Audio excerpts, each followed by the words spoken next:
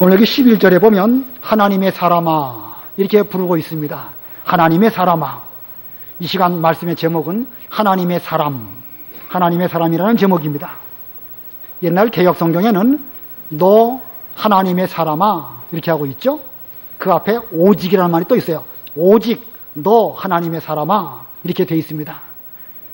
영어로 보니까는 You, man of God 이렇게 되어 있더라고요.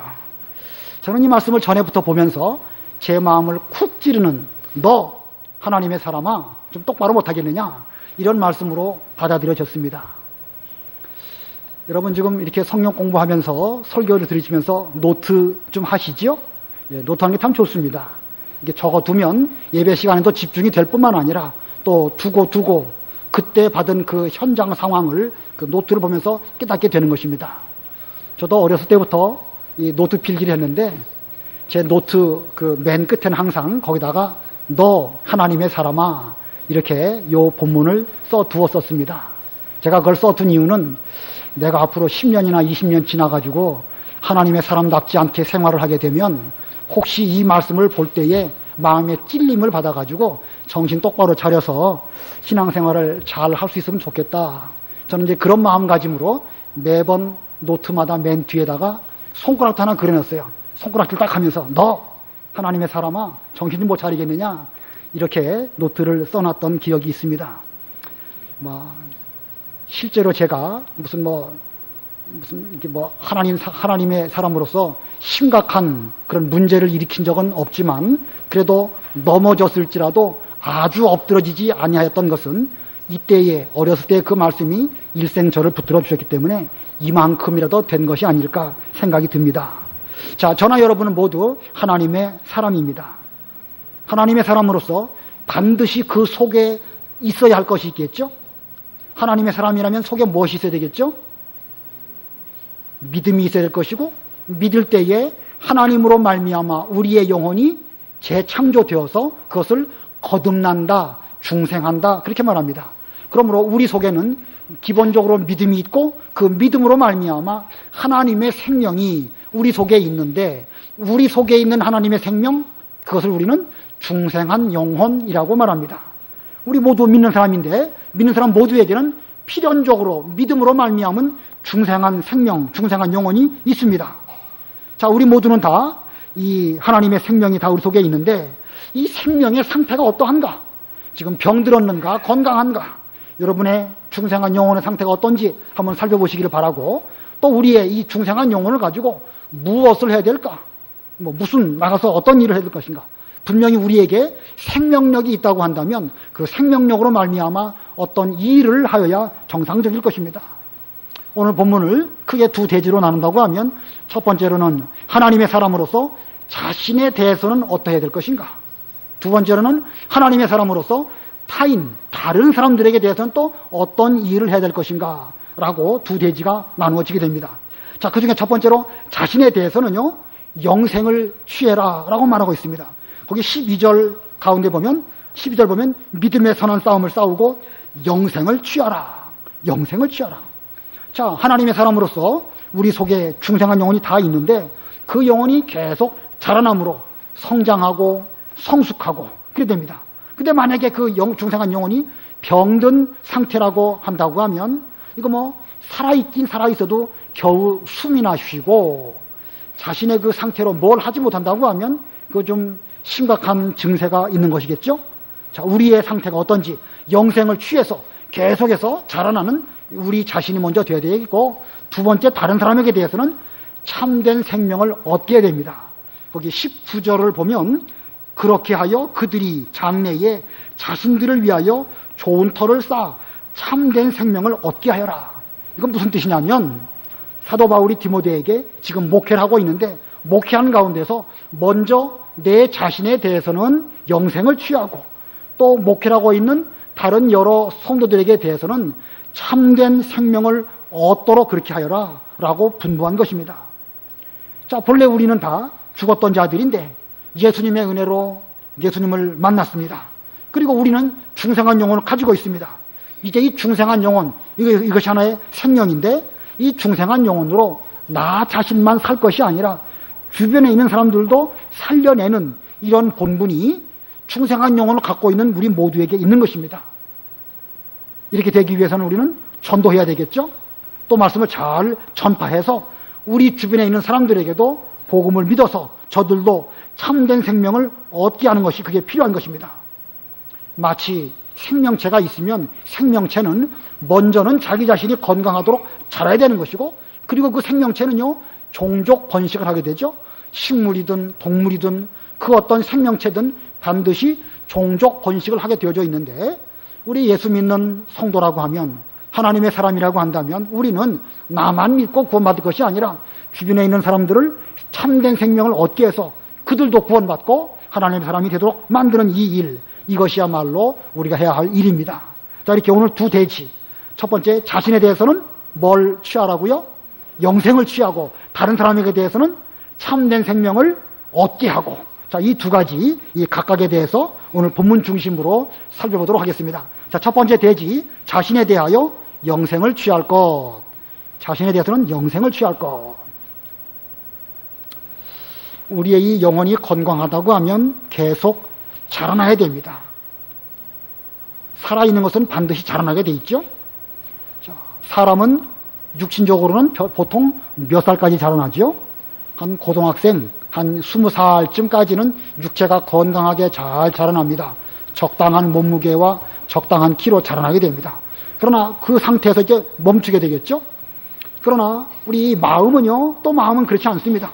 마음은 20살 이후에도 계속 노력하면 노력하는 만큼 진보하고 깨닫고 분별력도 생기고 또 판단력도 생기고 그렇게 됩니다. 그래서 50, 60, 70이 돼도 노력하는 여부에 따라서 그 마음은 자라나게 됩니다. 그러나 죽으면 끝이죠. 아무리 마음이 총명하고 똑똑해도 그 살아있는 동안에만 가능한 것이, 죽으면 그걸로 끝입니다. 자, 그러면 우리 영혼은 어떨까요? 영혼. 우리 영혼은 가만히 있을까요? 자라날까요? 중생한 영혼이 생명체라고 할진데 이건 반드시 자라납니다. 마태복음 5장 48절에 보면 그 맨 끝에 5장 마지막 절인데, 아버지께서 완전하신 것 같이 너희도 완전하여라. 예, 하나님께서 온전하신 것처럼 믿는 성도인 너희들도 하나님 안에서 온전해져라, 이렇게 말씀하고 있습니다. 그건 왜 그러냐면 우리에게 생명을 주신 분은 하나님이십니다. 하나님께서는 완전하시고 온전하십니다. 그렇다고 한다면 그 생명을 받은 우리 하나님의 사람은 아버지를 본받아서 계속 온전케 완전하게 되어야 되는 것입니다. 자, 하나님 아버지께서 온전하신 것처럼 우리도 온전하도록 자라나야 됩니다. 하나님이 걸어가시면 우리도 그만큼 거룩해 지도록 자라나야 됩니다. 하나님께서 우리를 사랑하시는데 그 사랑의 분량만큼 우리도 자라나야 됩니다. 하나님께서는 이 지혜가, 지식이 무한하신데 그 지혜와 지식에까지 우리는 자꾸 자라나서 하나님을 닮아가야 할 것입니다. 하나님은 진실하시고 조금 더 거짓이 없으십니다. 그와 같이 우리도 진실해서 우리 속에 조금도 속되거나 거짓된 것이 없도록 자라나도록 노력해야 되는 것입니다. 이것이 영생을 취하는 것입니다. 자, 영생을 취한다는 것은 하나님의 사람의 본분으로서 얼마 동안만 하는 것이 아니라 끊임없이 계속하는 것입니다. 죽으면 죽음 이후에는 그만둘까요? 어떨까요? 죽음 이후에는 우리는 더 이상 하나님을 닮아갈 수 있을까요? 없을까요? 닮아갈 수 있는 것입니다. 하나님 나라에 간다고 해서 거기서는 먹고 놀고 아무것도 하지 않는 것이 아니라 죽음 이후에도 계속해서 하나님의 여러 가지 성품들, 속성들 무한히 닮아가는 것입니다. 자, 그러므로 천국은 우리가 이게 먹고 노는 것이 아니고 거기서도 우리가 성도로서 아버지를 무한히 닮아가서 하나님이 온전하신 것처럼 우리도 온전하게 자라나야 되는데, 그렇게 되기 위해서는 우리는 영생을 취해야 되는 것입니다. 영생을 취하는 것만큼 우리도 하나님 안에서 하나님의 생명으로 온전하게 되는 것입니다. 자, 오늘 본문에 영생을 취하는 방법 두 가지가 있습니다. 어떻게 해야 하나님으로부터 오는 영생을 취할 수 있을까? 첫 번째는 믿음의 선한 싸움을 싸울 것. 믿음의 선한 싸움을 싸울 것. 본문 11절 12절 우리 다 같이 합독하십니다. 11절 12절 시작. 하나님의 사람아, 너는 이것들을 피하고 의와 경건과 믿음과 사랑과 인내와 온유를 따라라. 믿음의 선한 싸움을 싸우고 영생을 취하라. 이를 위하여 내가 부르심을 받았고 또 많은 증인들 앞에서 선한 신앙 고백으로 고백하였다. 자, 오늘 본문 11절, 12절을 다시 한번 제 나름대로 의역을 한다고 하면, 너 하나님의 사람아, 너는 이것들을 피하고 의와 경건과 믿음과 사랑과 인내와 온유를 따라서 믿음의 선한 싸움을 싸움으로 말미암아 영생을 취하여라. 이런 뜻입니다. 저기 세 가지가 있겠죠? 이것들을 피하고, 여기 6가지, 의, 경건, 믿음, 사랑, 인내와 온유, 이것들을 따라서 선한 싸움을 싸우는데, 이걸 싸우면 싸우는 것만큼 하나님으로부터 오시는 영생을 우리가 취하게 되고, 그걸 취하는 것만큼 우리는 자라나게 되고 우리의 영혼이 건강하게 된다는 것입니다. 자, 여기 이것들을 피하고, 여기 이것들이란 것은 우리가 이 앞부분에 지난 주일날 배운 그 내용들입니다. 이것들을 피하라 한 것은 첫 번째로는 다른 교훈을 피해야 됩니다. 다른 교훈이 들어오면 다툼이 일어나고 변론이 일어난다고 그랬죠? 그거 피하란 말이에요. 이것들을 피하고, 또 돈 피하라고 했습니다. 부하려 하는 마음, 이런 욕심, 이런 생각들을 피하라고 했습니다. 이런 것들을 피하고 우리에게 필요한 주신 바 그 무기가 있는데, 의, 경건, 믿음, 사랑, 인내, 온유, 이 6가지 무기가 있는데, 이 6가지 무기를 가지고 계속 선한 싸움을 싸우는 거예요. 싸우고 또 싸워서 우리가 그 신앙으로 승리하게 되면 그만큼 우리에게 영생을 주셔서 우리가 건강하게 되는 것입니다. 자, 이게 영생을 취하지 못한다고 하면 우리의 영혼이 자라나지 못하고 건강하지 못합니다. 건강하지 못하면 병들어서 힘을 못 쓰고 싸우지도 못할 뿐만 아니라 싸우면 질 수밖에 없는 것이지요. 반대로 우리가 6가지 무기, 여기 11절 가운데 나오는 6가지 무기를 잘 가지고 사용한다고 하면, 노력하면 그는 믿음의 선한 싸움을 잘 싸우게 되고 그리고 승리하게 되는 것인데, 한 번 싸워서 이길 때마다 영생 하나를 또 얻고, 또 한 번 싸워서 승리하면 또 영생을 얻고, 물론 영생이라는 것이 뭐 1개, 2개는 아니죠. 아니지만 아무튼 싸우면 싸우는 것만큼 우리에게 영생이 와서 임하게 되고 우리의 영혼이 자라나고 자라는 것만큼 힘을 쓰는, 그렇게 되는 것입니다. 여러분 그 닌텐도 게임 해보신 적 있으세요? 그 슈퍼마리오 나오는 거. 이성장 집사님 한번 해보셨어요? 안 해보셨어요? 그것도 안 해보셨어요? 저도 전에 우리 아들에게 선물해 주려고 그거를 샀는데, 멀리 출장 갔다가 샀는데 그거 해보고 싶은 거예요. 그래서 호텔방에서 그거 갖고 이제 게임 하는데 새벽 3시까지 했어요. 하도 재밌어가지고. 거기 보면 마리오라는 사람이 등장하게 되는데, 마리아가 어디를 가다 보면 이제 힘이 빠져요. 힘이 빠지는데 가다가 뭐 과일도 나오고 뭐 맛있는 음식들이 나옵니다. 힘을 다해가지고 그거 하나씩을 따 먹으면 그 슈퍼마리오가 다시 에너지가 충전이 돼가지고 계속 그 길을 걸어가면서 이제 어떤 그 일들을 해 나가는 것입니다. 자, 우리가 믿음의 길을 갈 때에 가다 보면 우리도 힘들고 어렵고 고난을 겪게 되죠. 그러나 하나님께서는 우리의 힘 충전을 위해서 여기저기에 우리에게 이 에너지 충전하기 위한 여러 은혜들을 많이 베풀어 주셨습니다. 그 은혜들을 우리가 받아야 되는 거예요. 그걸 받기 위해서는 아까 여기 나와 있는 6가지 무기들을 사용해서 최선을 다해서 노력하면 하나님의 은혜를 받게 되고, 그러면 그만큼 에너지 충전이 되어서 또 믿음의 길을 가고 계속 우리가 이렇게 그 길을 가는 것입니다. 자, 많이 받으면 많이 받을수록 영생을 취하여 힘 있는 하나님의 사람이 되는 것입니다. 자, 오늘 본문에 이 디모데, 사도 바울은 디모데에게 이 사명을 위해서, 영생을 취하는 이 사명을 위해서 내가 하나님에게 부르심을 입었고 또 이 장로회에서 안수를 받을 때에 신앙 고백을 하였다, 이렇게 말하고 있습니다. 거기 12절 하반절에 보면 이를 위하여, 선한 싸움을 싸워서 영생을 취하도록 하기 위하여 디모데 내가 부르심을 받았고 또 많은 증인들 앞에서 선한 신앙 고백으로 고백하였다. 이 디모데가 장로회에서 안수를 받아가지고 이제 목사가 되었는데, 그 안수 받을 때에 앞으로 하나님을 배반하지 않도록 서원하십니까? 서원했고, 앞으로 성경에 있는 모든 진리들을 따라서 믿음의 길을 죽도록 잘 걸어가도록 결심합니까? 그렇게 결심할 때 그는 예하고 고백을 했습니다. 내가 그렇게 신앙 고백을 한 이유는 이와 같은 일을 하도록 하기 위해서. 자, 선한 싸움을 잘 싸워서 영생을 취하여 믿음의 길을 끝까지 잘 걸어가도록 하려고 그런 신앙 고백을 하였고 내가 부르심을 입었으니까 이제 그것을 기억하면서 앞으로 믿음의 선한 싸움을 잘 싸워서 너도 영생을 취하는 그런 길을 걸어가거라, 이렇게 바울이 말하고 있는 것입니다. 저도 그렇고 여러분도 그렇고 우리가 세례를 받든지 혹은 어떤 직분을 받을 때에 우리 모두도 그와 같은 신앙 고백으로 고백하셨죠? 여러분 세례 문답하실 때 고백했습니까? 안 하셨습니까? 하셨죠? 물론 그 사도신경으로도 고백하지만 특별히 임직할 때에는 이 성도로 우리가 세례 받을 때 다 그와 같은 고백을 한 것입니다. 자, 그때 고백할 때 진실한 마음으로 했습니까? 거짓으로 했습니까?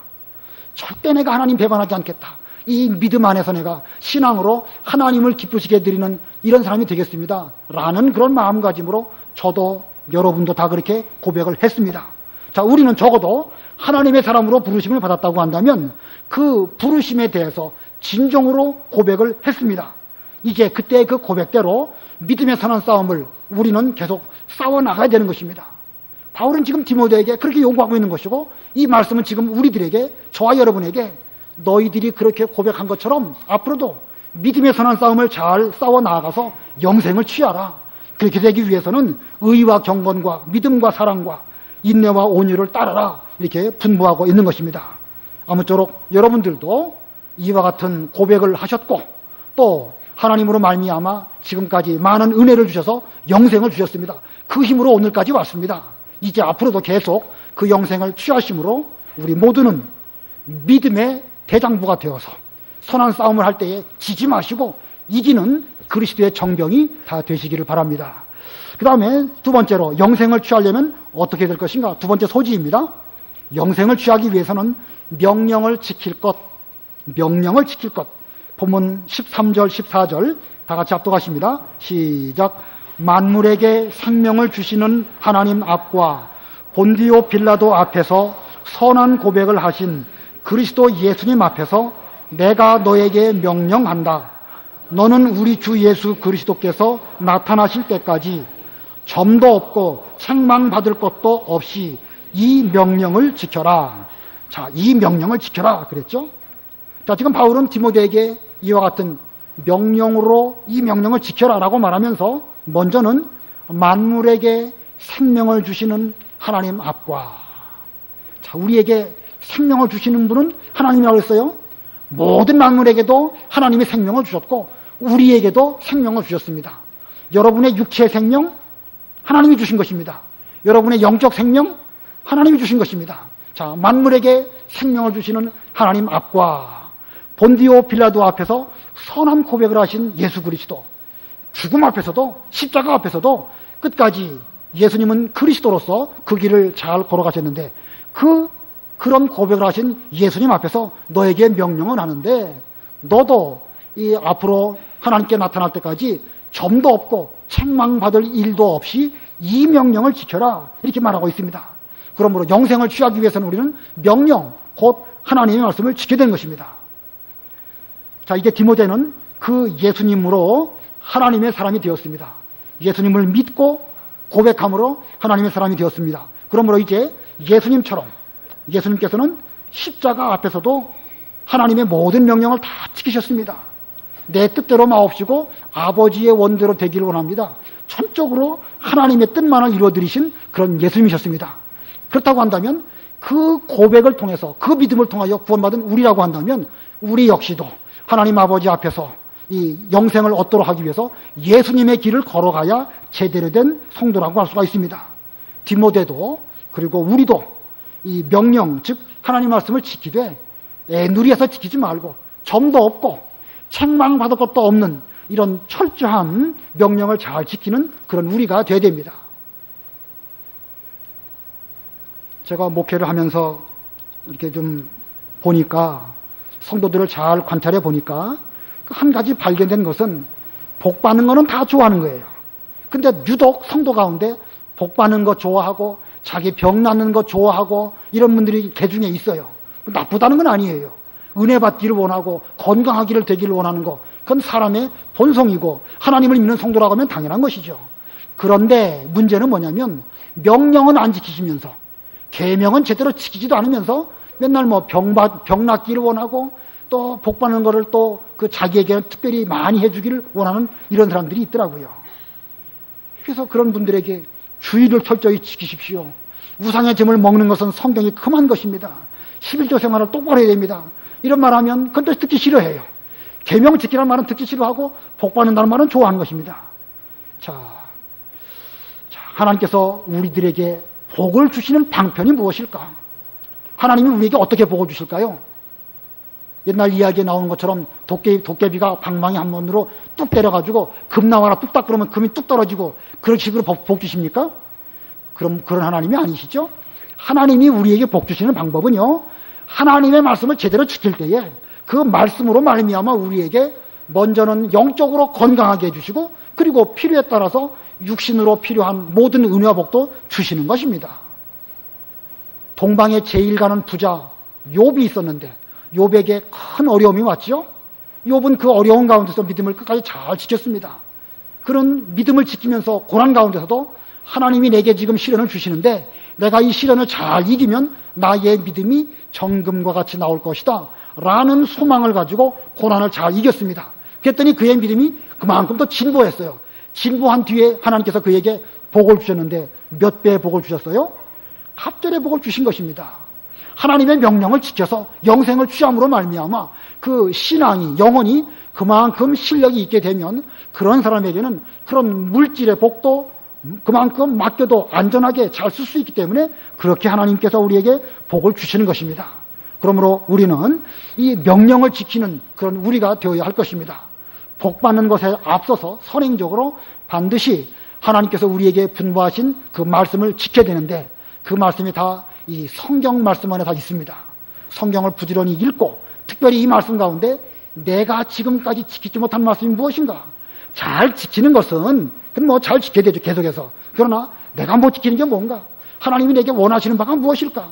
10가지 계명 가운데서 특별히 지켜야 될 못 지키는 것이 무엇인지를 생각해 보고 그걸 지키려고 노력을 하면서 명령을 순종할 때에 하나님은 우리에게 필요한 다른 모든 복들도 더하여 주실 것입니다. 이 땅에 사는 동안에 혹시 우리가 그런 복을 받지 못한다고 하면 하나님은 영원한 복으로 천당에 가서 우리에게 그 복을 주실 것이니까 그 소망을 잃지 말고 명령을 지켜야 됩니다. 그 말씀이 15절과 16절에 있습니다. 정한 때가 이르면, 하나님께서 예정하신 때가 이르시면 하나님께서 예수 그리스도의 나타나심을 보이실 것이다. 예수님의 재림을 말하고 있죠. 하나님은 복되신 분이시고 오직 한 분이신 주권자이시며 만왕의 왕이시고 만주의 주님이시다. 오직 그분만이 죽지 않으시고 가까이 할 수 없는 빛 가운데 거하시며 아무도 보지 못하였고 또 볼 수도 없는 분이시다. 그분께 존귀와 영원한 능력이 있기를 원합니다. 아멘.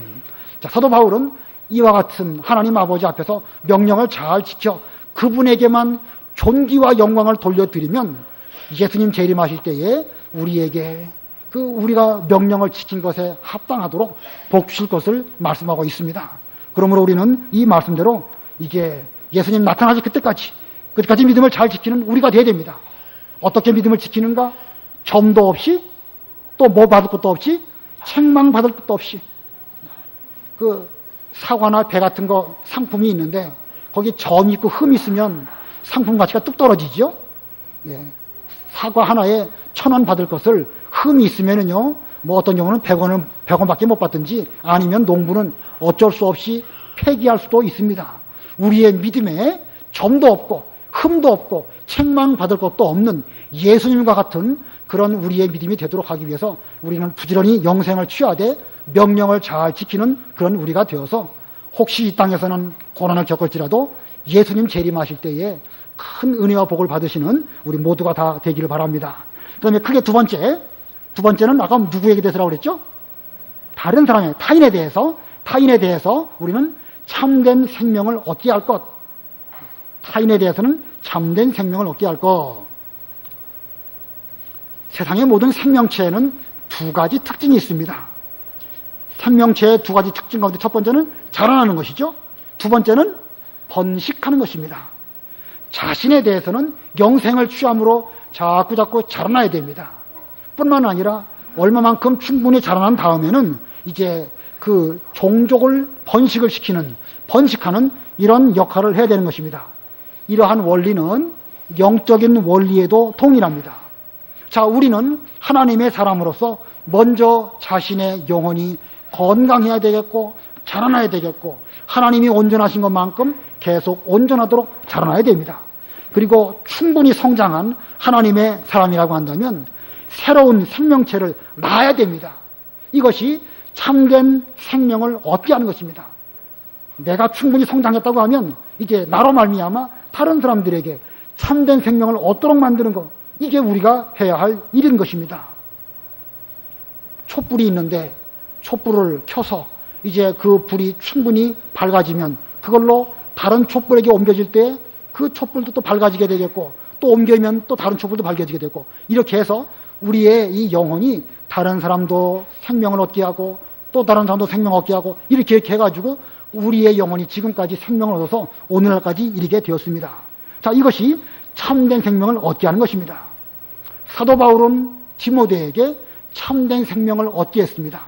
그래서 바울은 디모데를 두고 참 아들 된 디모데야 이렇게 말하고 있습니다. 사도 바울은 결혼하지 않았지만 그는 믿음으로 디모데를 낳고 디모데는 이 사도 바울의 영적 생명을 물려받은 존귀한 제자가 되었습니다. 자, 사도 바울과 디모데 그런 연결 관계 속에서 오늘날까지 우리에게 아까 그 촛불이 하나의 생명을 그 불을 붙이고 한 것처럼 오늘날 우리들도 참된 생명을 얻게 되었습니다. 이제는 누구의 순서겠죠? 우리의 순서입니다. 여러분의 순서예요. 여러분들도 지금까지 물려받은 이 참된 생명을 나만 간직하다가 하나님께 갈 것이 아니고 이 생명을 다른 사람도 얻도록 만드는 이 일, 이것이 우리가 해야 할 일입니다.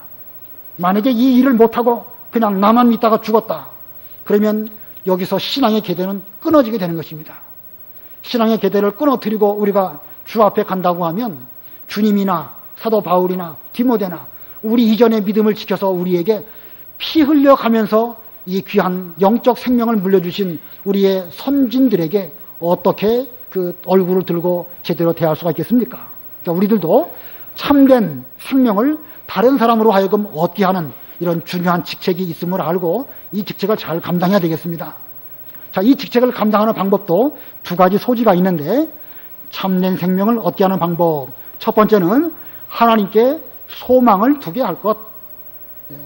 사람들이 많이 있는데 그 사람들에게 세상에다가 소망을 두지 말고 하나님에게 소망을 두도록 그렇게 하라.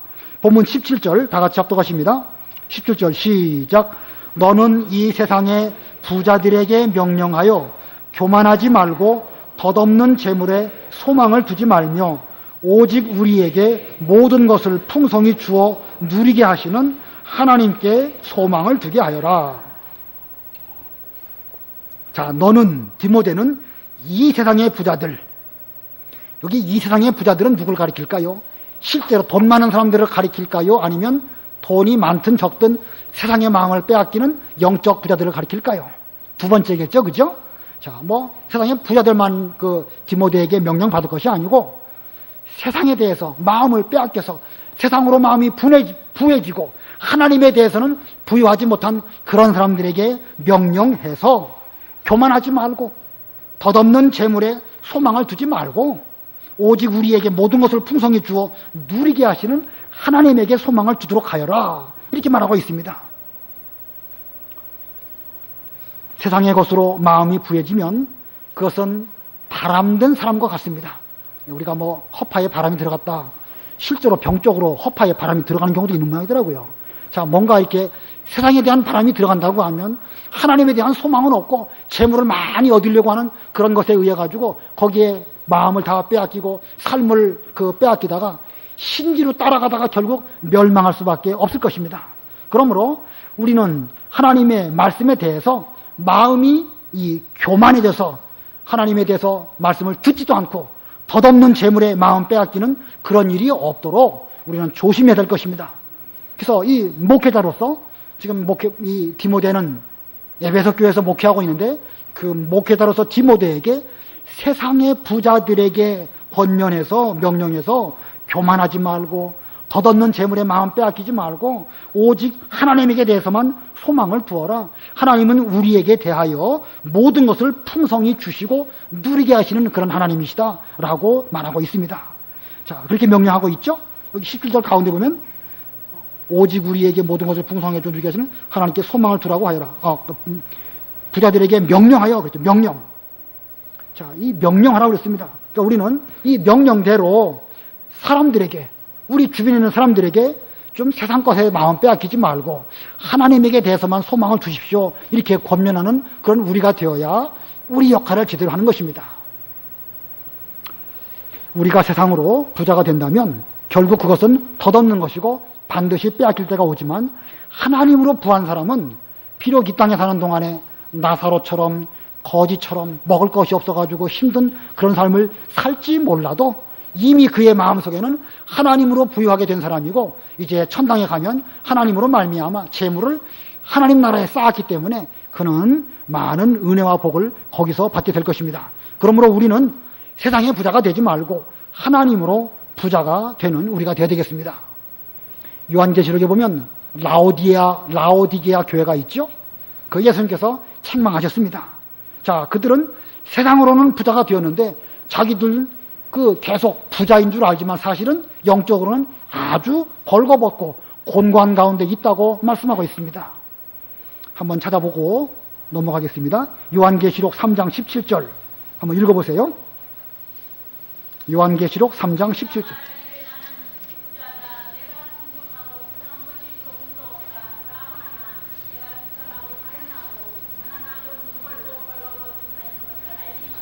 예, 세상으로 부한 자는요, 자기가 하나님으로 부한지 가난한지 그걸 모를 수밖에 없습니다. 왜냐하면 세상의 것이 그의 영적인 안목을 어둡게 했기 때문에 제대로 보지 못하는 거예요. 그래서 자기가 부자인지 가난한지 모르는 것이에요. 그래서 여기 라오디게아 교회처럼 나는 부자다, 나는 풍족하고 부족한 것이 조금도 없다 이렇게 말하지만 예수님은 그 라오디게아 교회에서 책망합니다. 내가 비참하고 가련하고 가난하고 눈멀고 벌거벗은 자인 것을 알지 못한다. 혹시 우리가 그렇지 않을까요? 혹시 저나 여러분이 이건 그런지 안 그런지 실제로 그런 사람은 모를 거예요. 왜냐하면 그 영적 분별력이 없으니까 이런 질문해도 내가 부자인지 가난한지 모르고 잘 믿는 줄 아는 거예요. 5절에 말씀드린 것처럼 회개할 것 없는 의인 아흔아홉, 자기들은 잘 믿는 줄 아는 거예요. 우리도 혹시 세상으로 부한 자가 되어가지고 신앙생활은 지금 형편없음에도 불구하고 잘 믿는 줄 안다고 하면 이 라오디게아 교회처럼 예수님에게 책망을 받게 될 것입니다. 누가복음 12장에 보면 어리석은 부자가 나옵니다. 그 어리석은 부자는 농사를 잘 지어가지고 풍년이 되었으니까 이 모든 이 곡식들을 잘 거두어 들여가지고 앞으로 내가 먹고 놀고 즐겨야 되겠다 이렇게 하지만 그때 하나님께서 뭐라고 말씀하시냐면 이 어리석은 부자야, 내가 세상의 것으로는 부유하고 하나님으로 부유하지 못한 자가 어떻게 되는지 알지 못하느냐. 오늘 밤 만약에 내 영혼을 하나님이 거두어 가신다고 하면 너에게 있는 그 모든 재물들이 네 것이 되겠느냐라고 말씀하십니다.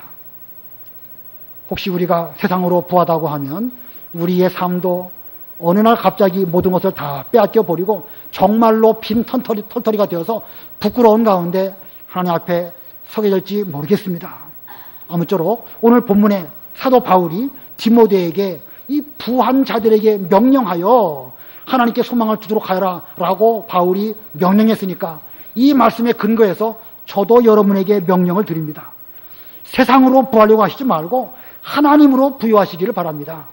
모든 것에 풍성하게 주셔서 그것으로 우리로 하여금 누리게 하시는 하나님으로 부자가 되셔서 물론 이 땅에서도 부자가 되시기를 바라고 영원한 천당에 가서도 진짜 부자가 되시는 여러분들이 다 되시기를 바랍니다.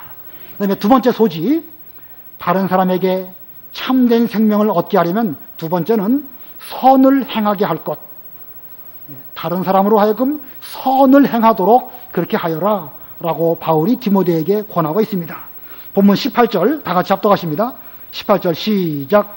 또 선을 행하고 착한 행위들을 많이 하며 아낌없이 베풀고 기꺼이 나누어 주게 하여라.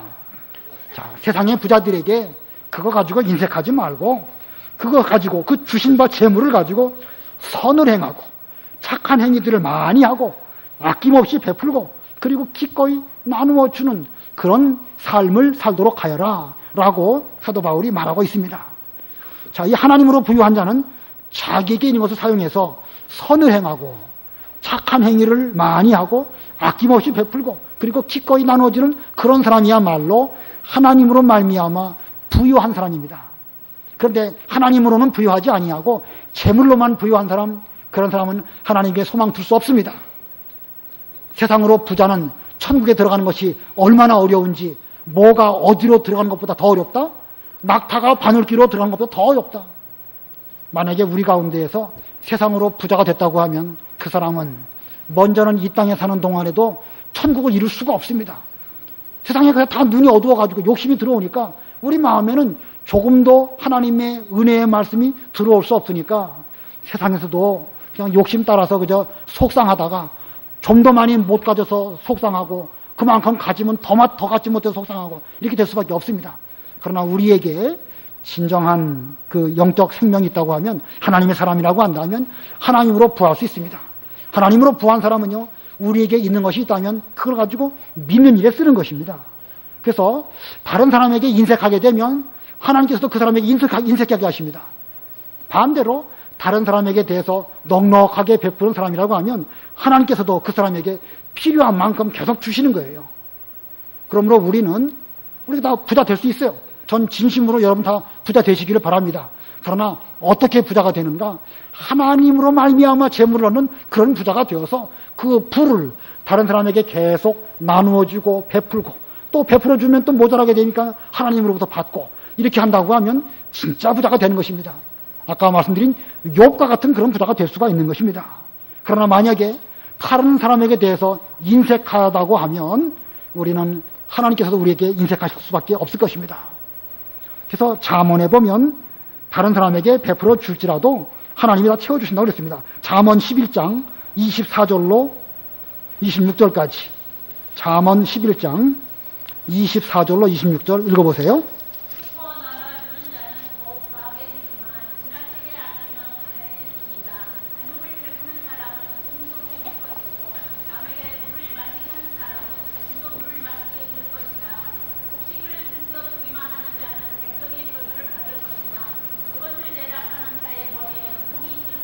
예, 참 그 중요한 한번 생각해 볼 만한 그런 말씀이죠.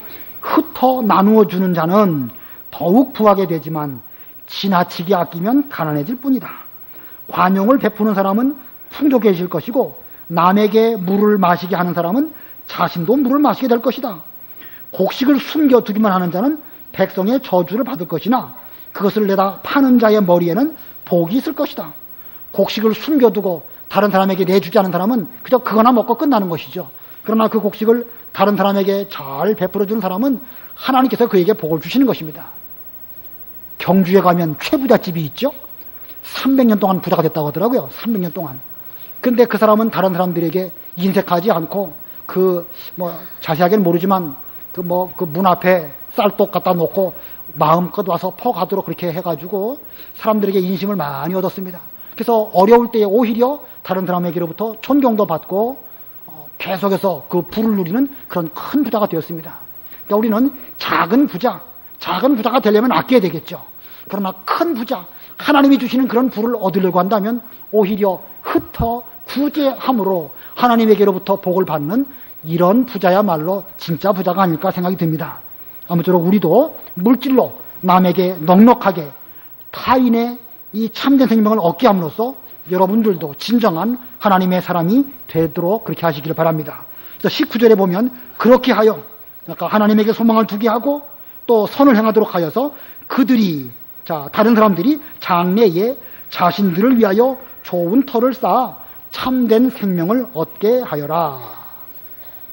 자, 이제 마지막으로 또 20절, 21절 우리 다 같이 합독하십니다. 시작. 디모데야, 너에게 부탁한 것을 지키고 거짓된 지식에서 나오는 속되고 헛된 반론을 피하여라. 어떤 이들은 이것을 주장하다가 믿음에서 벗어났다. 은혜가 너희와 함께 있을지어다. 여기 20절, 21절은 사도 바울이 마지막으로 이 에베소 교회에 목회하는 디모데에게 이제 마지막 당부한 말씀인데, 그 당부의 말은 이 거짓된 지식에서 나오는 속되고 허탄한 반론, 이거를 피하라고 말하고 있습니다. 우리가 앞에서 배운 것처럼 다른 교훈, 다른 복음, 이단, 옳지 못한 진리, 성경에서 위배되는 것, 이런 것들을 피하고 그들과 반론하지 말아라. 그러면 은혜가 너와 함께 있을 것이다, 이렇게 말하고 있습니다. 어떻게 보면 이 마지막 이 당부의 말씀은 이 디모데에게 있어서, 목회함에 있어서 가장 요긴한 말씀이기 때문에 한 번 더 이 말씀을 반복하고 디모데 전서를 마무리하고 있는 것입니다.